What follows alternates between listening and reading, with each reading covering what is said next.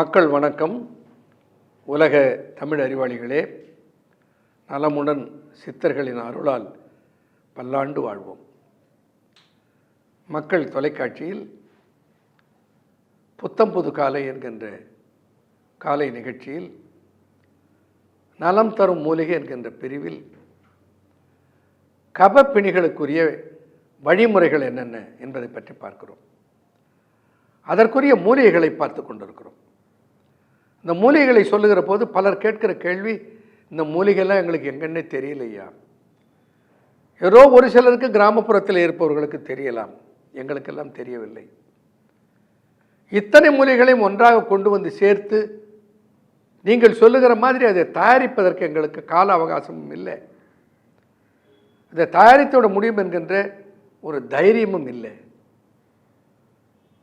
ஆகையினால நீங்கள் சொல்வதைப் போல அது தயாரித்த கிடைக்குமா என்று பலர் கேட்கிற போது அவர்களுக்கு அது எந்த வடிவத்தில் கிடைக்கிறது, எப்படி கிடைக்கிறது என்பதை அவர்கள் புரிந்து கொள்வதற்காக ஒரு புரிய வைக்கிற நிகழ்ச்சியாக இந்த நிகழ்ச்சியிலே நாம் சில தயாரிப்புகளை பற்றியும் சொல்லிக் கொண்டிருக்கிறோம்.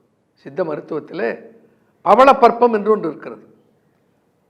பவளப்பற்பத்திற்கு சுவாச உறுப்புகளை நேர்த்தி செய்கிற ஆற்றல் உண்டு. பல மூலிகைகளுக்கு பல சிறந்த பண்புகள் இருக்கின்றன. குறிப்பாக ஒரு மூலிகை இருக்கிறது, ஆச்சரியப்படத்தக்க ஒரு மூலிகை, எங்கே பார்த்தாலும் கிடைக்கிற ஒரு மூலிகை, அகத்திய பெருமானால் மருத்துவ உலகத்துக்கு அறிமுகம் செய்யப்பட்ட ஒரு மூலிகை. அந்த மூலிகை குப்பை மேனி என்று சொல்லுவோம். குப்பையாக இருக்கிற மேனியை கூட சிறப்புற செய்யும் என்ற அர்த்தத்தில் இது குப்பை மேனின்னு சிலர் சொல்லுவார்கள். இன்னும் சிலர் சொல்லுவார்கள் கும்பமுனி. கும்பமுனி என்றால் அகத்தியன். அகத்திய பெருமான் மருத்துவ குணத்தை அறிந்து உலக மக்களுக்கு அறிமுகம் செய்த மூலிகை. அதனால் இதற்கு கும்பமுனி என்று பெயர்.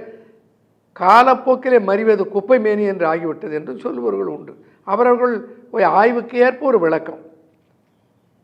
ஆனால் இதனுடைய தன்மை என்ன? எல்லா வகையான ஒவ்வாமை நோய்க்கும் ஒரு மிகச்சிறந்த மருந்து. ஆஸ்மா என்பது என்ன? Allergic to dust, allergic to fume, allergic to diet, allergic to the environmental conditions. எதெல்லாம் ஒவ்வாமல் போகிறது, சூழல் ஒவ்வாமல் போகிறது, அதனாலே வருவது ஆஸ்மா.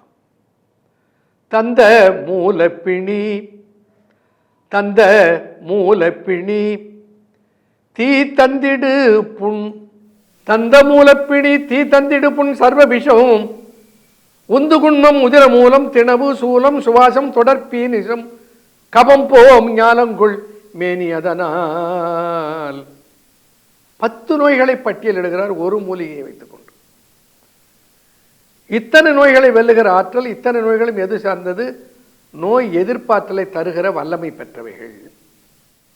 அப்போ இது கண்ணில் கண்ட இடத்துல கிடைக்கிற ஒரு மூலிகை. எல்லாருக்கும் தெரியும், காஸ்மோபாலிட்டன், உலகம் முழுக்க எங்கே போனாலும் இருக்கிறது.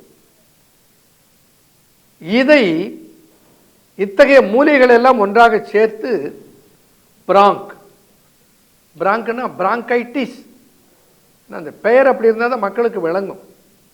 பிராங்கை, பிராங்கியோல் என்ற சுவாச பாதைகள், சுவாச குழாய்கள். இந்த சுவாச குழாய்களில்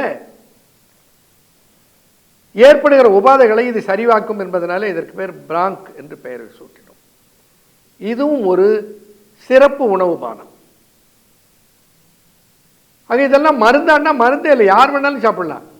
எந்த மருந்து சாப்பிட்டு கொண்டிருந்தாலும் அதை கூட சாப்பிடலாம். ஒரு ஆன்டிபயோட்டிக்ஸ் எடுத்துக்கொண்டிருக்கிறார், கூடவே இதை எடுங்க, ஒரு சைடு எஃபெக்டும் வராது. என்னது மருந்து இல்லையே, இது உணவாச்சே. அப்போ இந்த இழுப்பு, சுவாசம், மூச்சு வாங்குதலை சரி செய்கிற ஆற்றல் இந்த மூலிகைகளுக்கெல்லாம் இருக்கிறது என்று சித்தர்கள் எந்த ஆய்வுக்கூடத்தில் ஆராய்ந்து கண்டுபிடித்தார்கள். ஒரு அமானுஷ்யமான ஆற்றல் அவர்களுக்கு இவைகளெல்லாம் விளக்கியது. அல்லது அந்த காலத்திலே அவர்களுக்கு என்று ஒரு அறிவியல் ஆய்வு முறை இருந்திருக்க வேண்டும். இன்றைக்கு அறிவியல் ஆய்வு செய்தால் அந்த அறிவியல் ஆய்வு இதெல்லாம் சரிதான் என்று ஏற்றுக்கொள்கிறத தவிர இதெல்லாம் பொய், தவறு, உண்மை இல்லை என்று புறந்தள்ளவில்லை. அப்போ பிராங்க் என்கின்ற இன்னொரு மருந்து கடுமையான இளைப்பு நோய் இருந்தால் அப்பொழுது இதை கூட சேர்த்துக் கொள்கிறோம். தொடர்ந்து பார்ப்போம். நன்றி, வணக்கம்.